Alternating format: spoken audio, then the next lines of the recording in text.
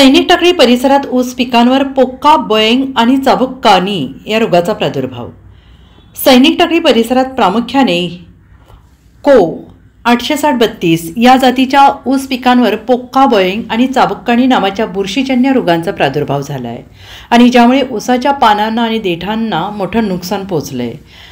फ्युसेरियम प्रजातीच्या संकुलामुळे होणारा हा रोग उत्पादनात लक्षणीय घट आणू शकतो, ज्यामुळे स्थानिक शेतकरी हतबल झाले आहेत।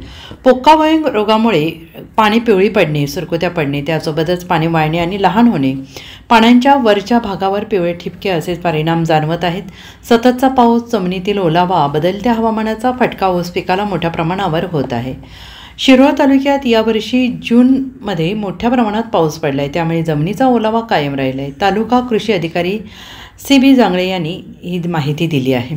पोक्का बॉयंग आणि चाबुक्कानी रोगांचा सामना करण्यासाठी शेतकऱ्यांनी ड्रोन सहाय्यानं फोलिकयुर 0.5 मिली आणि ॲक्टिवा फॉस 4 ग्राम प्रति लिटर पाण्यातून फवारणी करावी। गरज लागल्यास पुन्हा 10 दिवसांच्या अंतराने फवारणी करावी, असं आवाहन त्यांनी केलं आहे।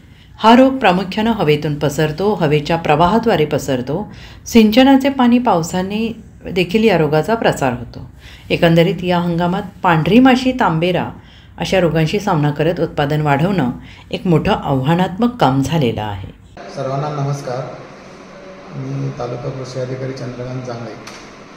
सध्या शिरोळ तालुक्यामध्ये पोक्का बॉयंग या रोगाचा प्रादुर्भाव झालेला मोठ्या प्रमाणात दिसून येतो। मुख्यतः हा रोग उन्हाळ्यात जर पाऊस झाला, हंगामाच्या पूर्वी जर पाऊस झाला तर ह्या रोगाचा प्रादुर्भाव मोठ्या प्रमाणात आढळून येतो। शेतकऱ्यांना तसं काही घाबरायचं कारण नाही। तर हा एप्रिल, मे, जून, जुलैच्या काळामध्ये ह्या रोगाचा प्रादुर्भाव वाढतो। त्या रोगाचं प्रमुख लक्षण म्हणजे पानाचा आकार लहान होणं, पानं गुंडाळ्यासारखं होणं, पाणी पिवळे होणं, पानं जळून जाणं। याचा प्रसार होताना हा पाण्यामार्फत पण पसरतो, हवेतून पण पसरतो आणि मानवी हस्तक्षेप झाला, समजा फिरताना, ऊस बांधताना, बैलाच्या अंगावर जर मिलीबग चिकटला तर त्यामुळं, किंवा माणूससुद्धा ऊसातून फिरला त्याच्या अंगाला चिटकून याचा प्रसार होतो। याचा प्रसारमध्ये हा फ्युसेरियम शॅचिरी आणि ह्या गटातील इतर बुरशीजन्य बुरशी यामुळे सुद्धा ह्या रोगाचा प्रादुर्भाव होतो। ह्या गटातील बुरशीमुळे ह्याचा प्रादुर्भाव जास्त होतो। तर शेतकऱ्यांनी घाबरून न जाता साधारणपणे 3 महिन्यापासून 7 महिन्यापर्यंत या कुठले साधारण प्रोपिनोकोनाझॉल 1 मिली आणि त्याचबरोबर इमिडाक्लोप्रिड 1 मिलीनं प्रति लिटर पाणी घेऊन जर फवारणी केली तर ह्या रोगाचा बऱ्यापैकी प्रादुर्भाव कमी होण्यास मदत होते।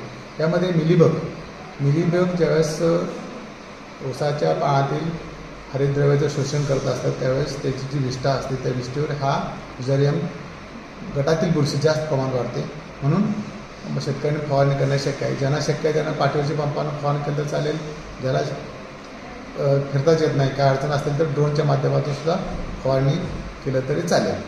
पण ड्रोनच्या माध्यमातून सुद्धा फवारणी करताना या 2 कीटकनाशकाशिवाय इतर त्यामध्ये फक्त कीटकनाशक आणि बुरशीनाशकच वापरून फवारणी करावी एवढी शेतकऱ्याला विनंती आहे। आणि त्याचबरोबर अजून काळजी घेताना, ऊस लावताना अजून काही लोक आता अडसाळी ऊसाची लागवड करतात की हिरवळच्या खताचा वापर करणं, सूक्ष्म अन्नद्रव्यांचा वापर करणं आणि जमिनीत तपासून खताचा वापर करणं आणि एकात्मिक खत व्यवस्थापन जर केलं तर हा रोग बऱ्यापैकी आटोक्यात येऊ शकतो। धन्यवाद। ब्युरो रिपोर्ट, SBN मराठी, सैनिक टाकळी।